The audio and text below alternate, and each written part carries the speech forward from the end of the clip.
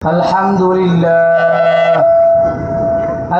لله نحمده ونستعينه ونستغفره ونؤمن به ونتوكل عليه ونعوذ بالله من شرور أنفسنا ومن سيئات أعمالنا من يهده الله فلا مضل له ومن يضلله فلا هادي له أما بعد فأعوذ بالله من الشيطان الرجيم بسم الله الرحمن الرحيم إن الله اشترى من المؤمنين أنفسهم وأموالهم بأن لهم الجنة يقاتلون في سبيل الله فيقتلون ويقتلون وعدا عليه حقا في التوراة والإنجيل والقرآن ومن أوفى بعهده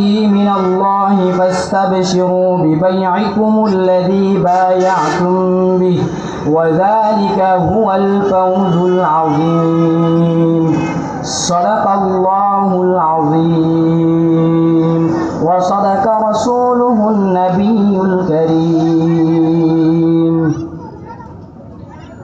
সমাধান চাও যদি জীবনে মরণে ফিরে যাও খুঁজে নাও চোখ রাখো কোরআনে সমাধান চাও যদি জীবনে মরণে ফিরে যাও খুঁজে নাও চোখ রাখো কোরআনে তবে পাবে সুখ শান্তির ঠিকানা তবে পাবে সুখ শান্তির ঠিকানা যদি মেনে নাও তুমি মনে প্রাণে সমাধান চাও যদি জীবনে মরণে খুঁজে নাও ফিরে যাও চোখ রাখো কোরআনে আল্লাহ সুবহানাহু ওয়া তাআলা অশেষ রহমতে গত বছরের নেই এই বছরে আল হাদিয়া মানব কল্যাণ সংগঠনের উদ্যোগে সুন্দর একটি মজলিস সুন্দর একটি আলোচনা করার তৌফিক দিয়েছেন এবং আমাদেরকে এখানে আসার এবং বসার তৌফিক এনায়াত করেছেন সেই জন্য শুকরিয়া জ্ঞাপন করি বলি আলহামদুলিল্লাহ। উপস্থিত দিনদার মুসলমান ভাইরা যেই সময় যেই যুবকেরা আজকে যেই যুবকরা থাকার কথা ছিল ফেনসিডিল নিয়ে যেই যুবকদের থাকার কথা ছিল ইয়াবা নিয়ে যেই যুবকদের থাকার কথা ছিল মেয়েদের পিছনে ইফতিজিং করা নিয়ে আজকে ওই যুবকেরা আল্লাহর নামে একত্ববাদে আল্লাহর একত্ববাদ ছড়ানোর জন্য এই বিশ্বের মধ্যে এই এলাকার মধ্যে রহমত আনার জন্যে আজকে এই মুসলমান প্রিয় যুবক ভাইরা তাদের কলব এরকমভাবে জেগে উঠেছে। আমাদের সমাজটাকে পরিবর্তন করতে হবে, পরিবর্তনের লক্ষ্যে আমাদের কি করতে হবে? পরিবর্তনের লক্ষ্যে আমাদের উলামায়ে কেরাম আনতে হবে। আজকে এইখানে উলামায়ে কেরাম এনে সমাজটাকে পরিবর্তন করতে হবে, সেই লক্ষ্যে এই যুব সমাজ কাজ করছে। উপস্থিত দিনদার মুসলমান ভাইরা এই যুব সমাজ আপনারা মনে করবেন এই যুব সমাজ সেই যুব সমাজ নয় যেই যুব সমাজ পেন্সিল নিয়ে থাকে, যেই যুব সমাজ সারাদিন মেয়ে নিয়ে থাকে, এই যুব সমাজ সেই যুব সমাজ যেই যুব সমাজ আল্লাহর দ্বীন কায়েমের জন্য একটা ভূমিকা রাখবে। কথা বলেন ঠিক কিনা? এই আল হাদিয়া মানব কল্যাণ সংগঠন এটা শুধু সংগঠনের সীমাবদ্ধ নয়, এটা হচ্ছে আল্লাহর দ্বীন কায়েম পর্যন্ত। যতক্ষণ না পর্যন্ত আল্লাহর দ্বীন কায়েম হবে অতক্ষণ পর্যন্ত এরা আল্লাহর দ্বীনে পড়ে থাকবে। কথা বলেন ঠিক কিনা? উপস্থিত দিনদার ভাইরা আমি সূরা তাওবা নিয়ে আলোচনা করব, এই জন্য সূরা তাওবাটাকে নিয়ে বেছে নিয়েছি। আমরা দেখতে পাই বাংলাদেশে অনেক ইসলামিক দল রয়েছে, যেরকমভাবে মনে করেন জামাত ইসলাম রয়েছে, খেলাফত মজলিস রয়েছে, ইসলামী রাজতন্ত্র রয়েছে, অনেক তন্ত্রমন্ত্রের তারা কি বলছে, তারা ইসলাম কায়েম করবে দেশের মধ্যে, তারা রাজনীতি করছে। তারপর আমাদের আরেকটা দল আছে বিএনপি, তারাও বলছে তারাও রাজনীতি করবে। ইসলামিক দলগুলোর কি চাহিদা? তারা বলছে তারা ইসলাম কায়েম করবে, কিন্তু ইসলামিক দল ছাড়া অন্য যারা আছে তারা কি কায়েম করবে? তারা কায়েম করবে গণতন্ত্র। প্রিয় উপস্থিতি, আল্লাহ রাসূল সাল্লাল্লাহু আলাইহি সাল্লাম মক্কার মধ্যে আমাদেরকে দুইটা জিনিস শিখিয়ে দিয়েছেন। দ্বীন কায়েম যদি করতে চাও, মুসলমান যদি দ্বীন কায়েম করতে চাও,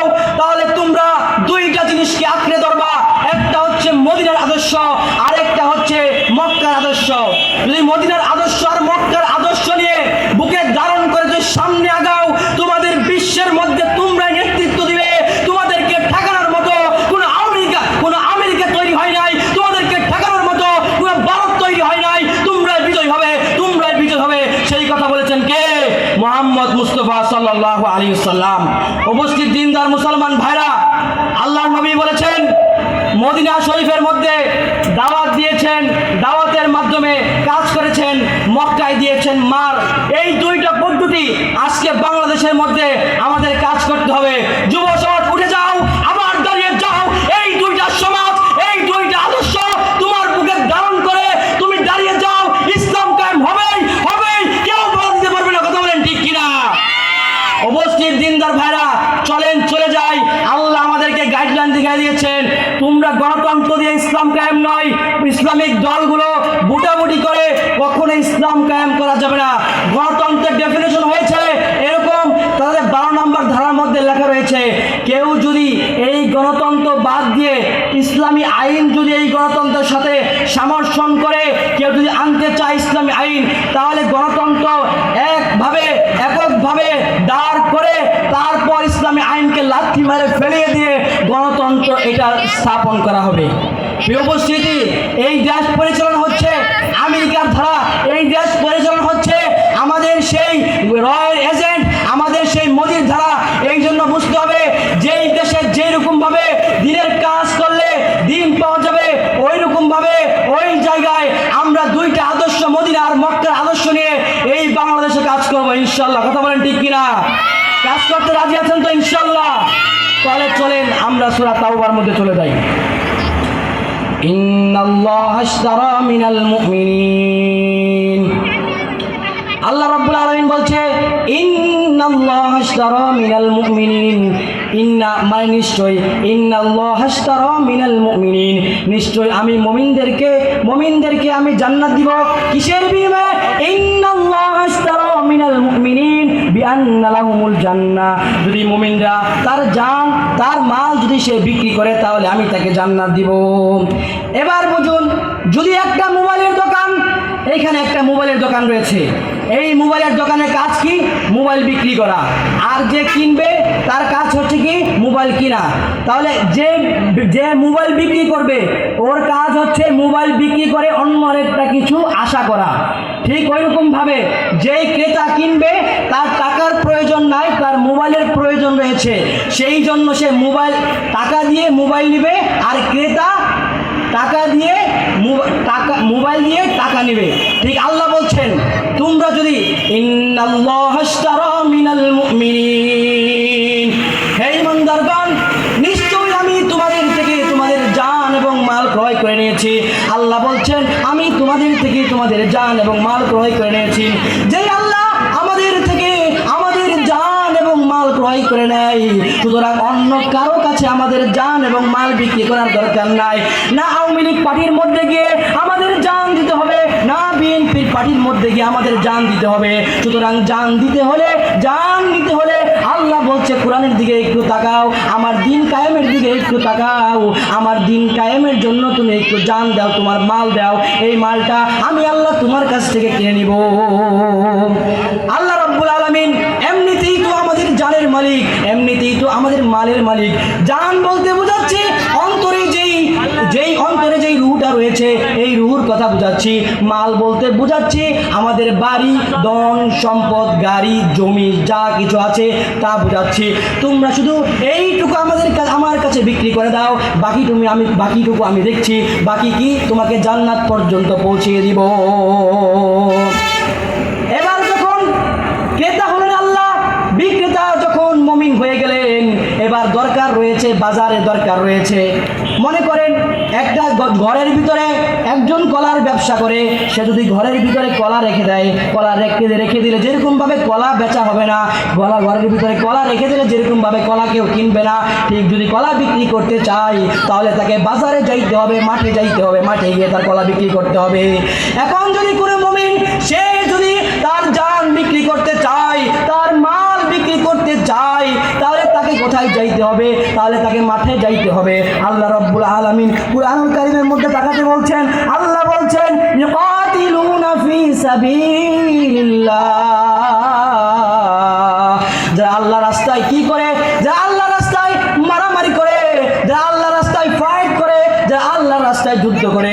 এখন আরো অনেকেই বলবে, হুজুর দেখি মারামারির কথা কয়। আরে বেটা, আল্লাহ কি মারামারি কথা কোরআনে কথা বলেছেন? আল্লাহ বলছেন,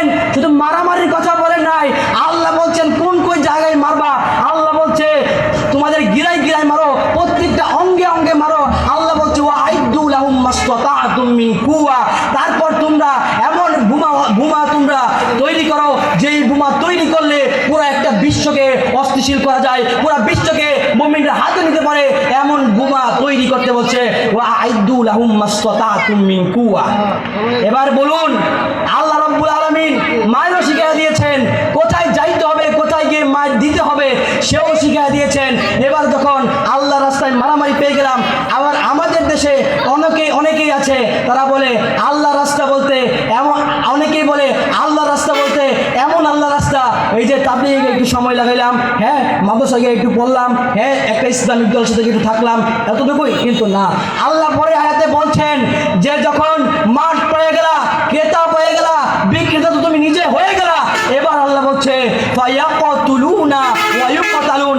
এবার তোমাকে কোমরের মধ্যে অস্ত্র নিয়ে, কাঁধের মধ্যে AK-47 নিয়ে ময়দানে নেমে যাও, নেমে গিয়ে ফায়াকাতুলুনা ওয়া ইউকাতালুন, মারো আর মরো। যদি মরে যাও শহীদ হয়ে মরবা, আর যদি বিজয়ী হয়ে যাও তাহলে কাল হাসরের ময়দানে আল্লাহর নবীর কাছে যখন যাইবা, আল্লাহর নবী বলবে একে দাঁড় করিও না, একে যাও সরাসরি জান্নাতুল ফেরদাউসের মধ্যে পৌঁছে যাও। উপস্থিতি, এই গুনাহ করেছি, এত গুনাহ করেছি, যেই গুনাহ নিয়ে আমি এখন সালাউদ্দিন এই ওয়াজ অবস্থায় বুকে গুলি করে যদি আমাকে মেরে দেয়, আমি কখনো জান্নাতে যাইতে পারবো না। কারণ হচ্ছে একটাই, আমার এত আমল নাই, আমার এত নামাজ নাই, আমার এত সব নাই, আমার এত আল্লাহর প্রতি একত্ববাদী এরকম আমার কাছে নাই। আমি কি নিয়ে আল্লাহর কাছে দাঁড়াবো? এই জন্য মুসলমান ভাইরা, দিন কায়েমের আন্দোলনে যাবা, জিহাদের ময়দানে যাবা। আমাদের দেশে মানুষ মনে করে জিহাদ বলতে এমন জিনিস যে হয়তো মাঠ লাগবে, ফিলিস্তিন যাইতে হবে, আরাকান যাইতে হবে, কিন্তু না, তোমরা তোমাদের দেশের মধ্যে এরকম পরিস্থিতি করে তারপর কিভাবে ক্ষমতায় যাইতে হয় তোমরা দেখায় দিবা। এটা হচ্ছে একটা ইমানদারের কাজ, এটা হচ্ছে যুব সমাজদের কাজ। প্রিয় উপস্থিতি, এই যুব সমাজ এই জন্যই দরকার, আমাদের দিন বিনয়ের জন্য তিনটা জিনিসের দরকার। একটা হচ্ছে যুব সমাজের রক্ত, আরেকটা হচ্ছে মুরব্বীদের পরামর্শ, আর আরেকটা হচ্ছে যে আরেকটা হচ্ছে মুরব্বীদের টাকা পয়সা, অর্থ। এইগুলো দিয়ে আমাদের যুব সমাজ মারামারি করবে, এইগুলো দিয়ে আমাদের যুব সমাজ ইসলাম কিভাবে রাষ্ট্রে আনা যায় এইগুলো দিয়ে তারা চিন্তা করবে।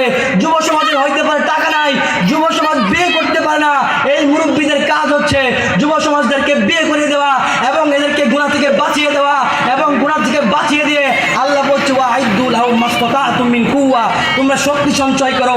ওই শক্তি সঞ্চয় করার জন্য এই যুবকদেরকে একটা প্ল্যাটফর্ম তৈরি করে দেওয়া। এই জন্য উপস্থিতি, আমাদের কাজ হলো কি, এই আল হাদিয়া মানব কল্যাণ সংগঠন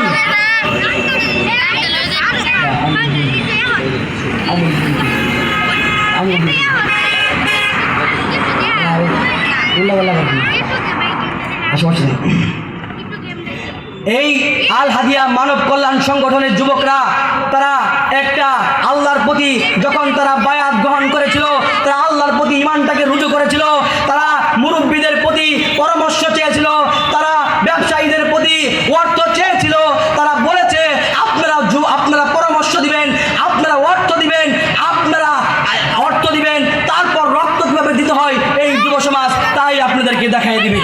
উপস্থিতি, আল্লাহ তখন শিখিয়ে দিলেন ফায়াকাতুলুনা ওয়া ইউকাতালুন, মারো আর মরো, মারো আর মরো। আর নবী বলেছেন মাইর দেওয়াও সুন্নত, মাইর খাওয়াও সুন্নত। এখন রাস্তার মধ্যে একজন লোক পাইলেন, তারে মাইরে দিলেন, সুন্নত হয়ে যাবে না। ইসলামের বিপক্ষে যেই কাজ করুক, ইসলামের বিপক্ষে যেই আঘাত আনুক, ইসলামের বিপক্ষে যে কেউ মালাউন, যে কেউ আসুক, তার বিপক্ষে তোমাকে লড়তে হবে। সে যদি বলে আমি লা ইলাহা ইল্লাল্লাহ দাবি করেছি, লা ইলাহা ইল্লাল্লাহ দাবি করে সে যদি মনে করেন লা ইলাহা ইল্লাল্লাহ দাবি করে, সে বলছে আমি ইসলামী আইন চাই না, আমি গণতন্ত্র চাই, আমি ইসলামী আইন চাই না, সমাজতন্ত্র চাই, ইসলামী আইন চাই না, রাজতন্ত্র চাই, তখন পর্যন্ত তাকে মারা যাবে না। তাকে মারা যাবে কোন পর্যন্ত? যখন ইসলামকে নিয়ে সে কুরুচি সম্পূর্ণ কথা বলে, ইসলামকে নিয়ে যখন উল্টা পাল্টা করা শুরু করে, ইসলামকে কিভাবে দেশ থেকে খেদানো যায়, ইসলামকে কিভাবে এই দেশ থেকে বিতাড়িত করা যায়, তখন তার বিরুদ্ধে অ্যাকশন নিতে হবে। আজকে তাই দেখা যাচ্ছে এই বাংলাদেশের মধ্যে ইসলামকে তাড়িয়ে দেওয়ার জন্য অনেক দলগুলো এই বাংলাদেশে কাজ করছে। গত 15 বছর এমন দলগুলো কাজ করেছে যা আমরা কল্পনা করতে পারি নাই। তাদের সাথে মিশে আরো কয়েকজন ইমানদার মুসলমান তারাও গিয়ে কাজ করেছে।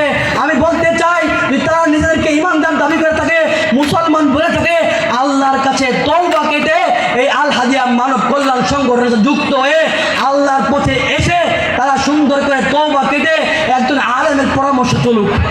আলেমের পরামর্শ না চলে যদি সে ওই অবস্থায় মারা যায়, জয় বাংলা জয় বঙ্গবন্ধু এই কথা উপরে সে যদি মারা যায়, বুঝতে হবে এ কাফের বেঈমান মুরতাদ ইহুদি হয়ে মারা যাবে এবং ওই 7টা জাহান্নামের যে কোনো একটা তার জন্য নির্ধারিত হয়ে যাবে। অবশ্যই দিনদার ভাইরা, এই জন্য মারামারি বলছেন আল্লাহ, ফায়াকতুলুন ওয়া ইয়াকতুলুন, মারতে হবে মরতে হবে। যখন মারামারি পায়ে গেলা, মহিলাও গেলা, হ্যাঁ জীবন দিয়েও দিলা, এবার চিন্তা করে মুমিনরা যে আল্লাহ যদি জান্নাত না দেয়, আল্লাহ বলছেন ওয়া'দান আলাইহি হাক্কান ফিত তাওরাতি ওয়াল ইনজিলি ওয়াল কুরআন, আমি তোমাদেরকে এমন জান্নাত দিব, ওয়া'দান আলাইহি হাক্কান ফিত তাওরাতি ওয়াল ইনজিলি কুরআন, যেই জান্নাতের নিচ দিয়ে নদী প্রবাহমান থাকবে, যেই জান্নাতের মধ্যে হুর থাকবে, যেই জান্নাতের মধ্যে দুনিয়ার মধ্যে কত কত তোমরা নারী দেখেছো, চোখগুলো নষ্ট করে ফেলেছো মোবাইলে নারী দেখে, রাস্তাঘাটে নারী দেখে, ওই নারীর চাইতে এত এত সুন্দর সুন্দর নারী দিব তোমাদেরকে জান্নাতের মধ্যে। আল্লাহ বলছেন ওয়া'দান আলাইহি হাক্কান ফিত তাওরাতি ওয়াল ইনজিলি কুরআন, আমি তোমাদেরকে ওয়াদা করে বলছি, তাওরাতে এবং ইনজিলে ওয়াদা করে বলছি তোমাদেরকে জান্নাত দিব, তোমাদেরকে জান্নাত থেকে বের করবে এমন কোনো ফেরেশতা হয় নাই, তোমাদেরকে জান্নাত থেকে বের করবে এমন কোনো মায়ের ফুট হয় নাই। এই জন্য আল্লাহ বলছেন আল্লাহর দ্বীনের জন্য, আল্লাহর নবীর জন্য, আল্লাহর দ্বীন হেফাজত করার জন্য তোমাদেরকে মারামারি করতে হবে। আল্লাহ যখন বলছেন ওয়াদা করেছেন, মুমিনের দিলের মধ্যে আবার একটু সন্দেহ জাগে, মুমিনের অন্তরের মধ্যে আবার একটু ধাক্কা দেয়, আল্লাহ যদি না দেয়, আল্লাহ যদি না দেয়, আল্লাহ রাগ না করিয়া আল্লাহ বলছেন ওয়ামান আউফা বিআহদিহি মিনাল্লাহ, আল্লাহর চেয়ে বেশি ওয়াদা পূরণ করতে পারে এমন কেউ নাই। সুতরাং আগামী আয়াতের মধ্যে আল্লাহ বলছেন তাওরাতে ওয়াদা করেছি, ইনজিলে ওয়াদা করেছি, কুরআনে ওয়াদা করেছি যে তোমাদেরকে জান্নাত দিব। ওমান আউফা বিআহদিহি মিনাল্লাহ, আল্লাহর চেয়ে বেশি ওয়াদা পূরণ করতে পারে এমন কেউ নাই। আল্লাহ বলছেন ফাস্তাবশিরু বিবাইআকুমুল্লাযী বায়াতুম বি, সুতরাং তোমরা জান এবং মাল বিক্রি করে তোমরা আনন্দিত হও, খুশি হও, ওয়া যালিকা হুয়াল ফাউজুল আযীম, আর এটার মধ্যেই সফলতা রয়েছে, আর এটার মধ্যেই সুখ রয়েছে, আর এটার মধ্যে শান্তি রয়েছে, আর এটার মধ্যে আরাম রয়েছে। আমাদের সমাজে অনেক মানুষ মনে করে আমার 2টা বউ রয়েছে, আমার একটা বাড়ি রয়েছে, আমার একটা ডুপ্লেক্স বাড়ি রয়েছে, আমার একটা গাড়ি রয়েছে, এটাই বুঝি সফলতা। আল্লাহ বলছে হায় রে বুকা মুসলমান, এটাই সফলতা না। সফলতা বলতে কি বুঝেছো তুমি? সফলতা, সফলতা বলতে হচ্ছে এমন সফলতা আল্লাহ রাস্তায় যারা যুদ্ধ করে, আল্লাহ রাস্তায় যারা মারামারি করে, আল্লাহ রাস্তায় দ্বীনের জন্য যাদের জীবন দিয়ে দেয়, আল্লাহ বলছে এটাই হচ্ছে মহান সফলতা। এর চাইতে বিপরীত কোনো সফলতা আল্লাহ বলেন নাই। এবার যখন তোমার জান দিবা, তোমার মাল যখন তুমি দিয়ে দিবা, আল্লাহ বলছেন মাল দিলেই আমি কিনবো না। বাজারে যদি কেউ মাল বিক্রি করে, সবার মাল কিন্তু কেউ কিনে না, যার মালের কোয়ালিটি ভালো হয়, যার মালের পণ্যের মূল্য ভালো হয় তার মাল কিনে। আল্লাহ বলছেন আমার কাছে যদি মাল বিক্রি করতে চাও, জান বিক্রি করতে চাও, তাহলে মালের কোয়ালিটি থাকতে হবে। কি থাকতে হবে? আল্লাহ বলছে আত-তাইবুন, তোমরা তাওবা করবে। যদি তোমরা তাওবা করো, আল্লাহ বলছেন সারা দিন গুনাহ করবে, রাত হয়ে যাবে তাও গুনাহ করবে, কিন্তু ঘুমের আগ পর্যন্ত আল্লাহর কাছে একটু মাপ চাইবা, আল্লাহ তোমাকে সেই মাপের কারণে তোমাকে কবুল করে তোমার সমস্ত গুনাহ ক্ষমা করে দিবে। এবং সেই গুনাহ ক্ষমা করেই ক্ষান্ত হবে না, গুনাহ ক্ষমা করেই ক্ষান্ত হবে না, এবং তোমার ওই আমল নামার মধ্যে কিছু সমপরিমাণ নেকি দিয়ে দিবে। বলেন সুবহানাল্লাহ। অবশ্যই দিনদার ভাইরা, আল্লাহ বলছে তাইবুন, প্রথমে তোমাদেরকে তাওবা করতে হবে। আল্লাহ আরো বলছেন আল আবিদুন, আল্লাহর ইবাদত করতে হবে। যে ইবাদত শুধু আল্লাহর প্রতি থাকবে, যে একাত্মবাদ শুধু আল্লাহর প্রতি থাকবে। আপনাকে মনে করেন এমন একজন লোক এসেছে কালিমা, যেরকম ভাবে ভারতের মধ্যে যদি কোনো মুসলমানদেরকে বলা হয় তোমরা জয় শ্রীরাম বলো, যদি জয় শ্রীরাম না বলো তাহলে তোমাকে মেরে ফেলা হবে, তোমাকে পুঁতে ফেলা হবে। তাদেরকে বাধ্য করে জয় শ্রীরাম বলে, আপনাকেও যদি বাধ্য করে জয় শ্রীরাম বলাতে চায় আর বলতে চায় আল্লাহর প্রতি একত্ববাদ থেকে ফিরে আসো, আর তুমি যদি ফিরে ফিরে আসো তাহলে বেঈমান হয়ে যাবে, আর তওবা করলে আবার মুসলমান হয়ে যাবে। কিন্তু যদি এই আল্লাহর প্রতি একত্ববাদ নিয়ে তোমাকে যদি মেরে ফেলে, তোমাকে যদি কেটে ফেলে, আর তুমি যদি মারা যাও, ওইটাই হবে শহীদ মৃত্যু, আর ওইটাই হবে জান্নাতের জন্য চূড়ান্ত মাকাম, জান্নাতে ফেরদাউস যাওয়ার জন্য চূড়ান্ত একটা পথ। আল্লাহ বলছেন আল আবিদুন, আল্লাহ বলছে আল আবিদুন, শুধু একমাত্র ইবাদত করতে হবে আল্লাহর, শুধু একমাত্র আল্লাহকেই মানতে হবে, অন্য কোনো কাউকে মানা চলবে না। আল্লাহ বলছেন এই জমিন যার, আইন চলবে তার, কিন্তু আজকে এই জমিনে আল্লাহর আইন নাই। আল্লাহ বলছে আস-সারিকাতু ফাকদিয়া আইদাহুমা, যে চোর পুরুষ হোক বা নারী হোক, সে যদি চুরি করে তাহলে তার হাত কেটে দাও। আজকে বাংলাদেশের মধ্যে এরকম কোনো আইন বাস্তবায়ন নাই। আজকে বাংলাদেশের অনেক সুশীলরা বলে থাকে যদি এই আইন বাস্তবায়ন হয়ে যায়, যদি এই আইন পরিপূর্ণ হয়ে যায়, তাহলে দেখা যাবে যে বাংলাদেশের অধিকাংশ মানুষের হাত থাকবে না, অধিকাংশ মানুষের পায়ে টাকলু থাকবে না। কিন্তু আপনারা একটু আফগানের দিকে তাকান, আপনারা একটু সৌদি আরবে কিছু কিছু আছে, সৌদি আরবের দিকে তাকান। এই জন্য কি তাদের কি হাত নাই, তাদের কি পা নাই? অবশ্যই তাদের পা রয়েছে, অবশ্যই তাদের হাত রয়েছে। সুতরাং এই আইন এই বাংলাদেশে স্থাপন করতে হবে, যে চোর তার হাত কেটে ফেলতে হবে, যে জিনাকারী, যে জিনা করেছে তাকে বুক পর্যন্ত গেড়ে তাকে মেরে ফেলতে হবে, এবং যেই ছেলে পতিতালয়ে গিয়ে সে গুনাহ করেছে তাকে এলাকায় এনে তাকে 100 বেত্রাঘাত করে এই এলাকা থেকে 3 মাসের জন্য বিতাড়িত করতে হবে। যেই মেয়ে জিনা করেছে, অন্য ছেলের সাথে পার্কে গিয়ে সময় কাটিয়েছে এবং ওই জায়গায় গিয়ে গোপন কাজ করেছে, তাকে ধরে এলাকায় এনে 100 বেত্রাঘাত দিয়ে তাকে 3 মাসের জন্য এলাকা থেকে বিচ্যুত করে দিতে হবে। আজকে আইন বাস্তবায়ন নাই, ফলে কি হয়েছে? সমাজে চোর বেড়ে গিয়েছে, ফলে কি হয়েছে? সমাজের মধ্যে এমন হিংস্র ভাব তৈরি হয়েছে, মানুষ তাদের জ্বালায়, মানুষ যে একটু বউ রেখে বিদেশ গিয়ে একটু পাড়ি জমাবে, ওইটা আর মানুষের হয় না।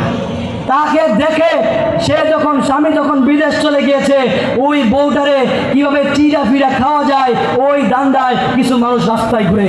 আবার কিছু শকুনের বাচ্চা, কিছু মা বোনেরা কত সুন্দর করে সাজিয়ে স্কুলে পাঠিয়ে দেয়। শকুনের বাচ্চারা রাস্তার মধ্যে আমাদের মা বোনদেরকে ইপটিজিং করে শুধু ক্ষান্ত হয় নাই, এবং এমন একটা সংগঠন তৈরি হয়েছে ইসকন, যে ইসকন এই বাংলাদেশ থেকে মুসলমানদেরকে বিতাড়িত করতে চায়। মুসলমানদেরকে বিতাড়িত করলে আমাদের কি করতে হবে? আমাদের করতে হবে মুসলমানদের মেয়েদের সাথে প্রেম করতে হবে। প্রেম করে কি হবে? তারা যখন আমার সাথে ঘনিষ্ঠ বন্ধু হয়ে যাবে, প্রেম ভালোবাসা আইসা পড়বে, তখন তাকে ভারতে কীভাবে পাচার করা যাবে আগে কিছুদিন খাইয়ে নেবে, তারপর কীভাবে ভারতে পাচার করবে সেই পাচারের পক্ষে সে কাজ করবে। আল্লাহ বলছে আল হামিদুন, ইবাদত করতে হবে। আল হামিদুন, আল্লাহর প্রশংসা করতে হবে। আস-সাইহুন, সিয়াম পালন করতে হবে। আর রাকিউন, রুকু করতে হবে। আল আমিরুনা বিল মারুফ ওয়ান নাহুনা আনিল মুনকার, এবং সৎ কাজে আদেশ করতে হবে এবং অসৎ কাজের নিষেধ করতে হবে। এই সব কোয়ালিটি যদি তোমার ভিতরে থাকে, আর তুমি যদি আমার কাছে জান বিক্রি করো, তাহলে আমি তোমার কাছ থেকে জান এবং মাল কিনবো। আল্লাহ বলছে ওয়াল হাফিজুন আলি হুদুদিল্লাহ, আর এই সব কাজ করে যারা আল্লাহর হুদুদকে প্রতিষ্ঠিত করবে, আল্লাহর আইনকে প্রতিষ্ঠিত করবে, ওয়াবাশশিরিল মুমিনিন, আল্লাহ বলছে এরাই হচ্ছে মুমিন। আল্লাহর হুদুদ বলতে আল্লাহর আইনকে বোঝানো হয়েছে। আল্লাহ বলছে কুলিল্লাহুম্মা মালিকাল মুলক, আল্লাহ বলছে এই সমস্ত জগতের মালিক হচ্ছে আল্লাহ। আল্লাহ বলছে কুলিল্লাহুম্মা মালিকাল মুলক, হে নবী আপনি বলে দিন সমস্ত ক্ষমতার মালিক হচ্ছে আল্লাহ, সমস্ত বিশ্বের মালিক হচ্ছে আল্লাহ। সুতরাং আল্লাহ যদি মালিক হয়ে থাকে, মুমিনরা যদি আল্লাহকে মালিক মনে করে আর মালিক বলে বিশ্বাস করে, তাহলে তাদের কাজ কি?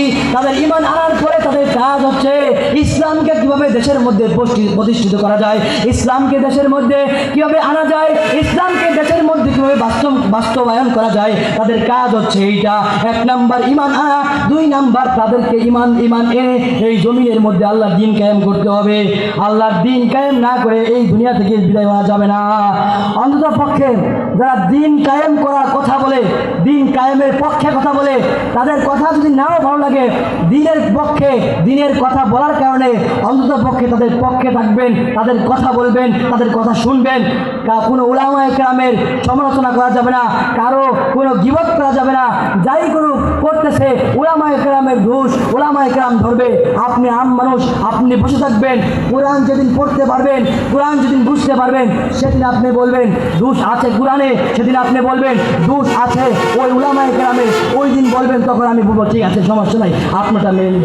এই জন্য আল্লাহ রাব্বুল আলামিন কোরআনুল কারীমের মধ্যে বলছেন, আমার দিনের জন্য, আমার এই জমিনের জন্য তোমরা একটু মারামারি করো, তোমরা একটু জান দাও। এটাই বোঝাতে চেয়েছিলাম। এই যুব সমাজ সেই জান দিবে, মাল দিবে, অর্থ দিবে, ব্যয় করবে। হ্যাঁ, এই যুব সমাজ দ্বারা এই সমাজে কল্যাণ আসবে। এই যুব সমাজের দ্বারা এই যুব সমাজ পরিবর্তন হবে। যেই যুব সমাজ ইফটিজিং করতো, যেই যুব সমাজ গাঁজা খাইতো, যেই যুব সমাজ মদ খাইতো, ফেন্সিডিল খাইতো, হ্যাঁ আরো কত কিছু কাজ করতো, ওই যুব সমাজকে পাল্টিয়ে এই যুব সমাজ আল্লাহর প্রতি রুজু করে আল্লাহর দিন কায়েমের জন্য কাজ করবে ইনশাআল্লাহ। আল্লাহ রাব্বুল আলামিন, আমি উল্টা পাল্লা যাই বলেছি, আল্লাহ রাব্বুল আলামিন আমার ভুলগুলোকে ক্ষমা করে দিক এবং আমার ভালো দিকগুলো আল্লাহ পছন্দ করে নিক। আর আমাকে এই কথার উপর আমল করার তৌফিক দান করুক। বাকি আপনাদের উপর আপনারা আমল করার তৌফিক দান করুক। আমিন। ওয়া আখির দাওয়ানা আলহামদুলিল্লাহি রাব্বিল আলামিন। ওয়াসসালামু আলাইকুম ওয়া রাহমাতুল্লাহি ওয়া বারাকাতুহু।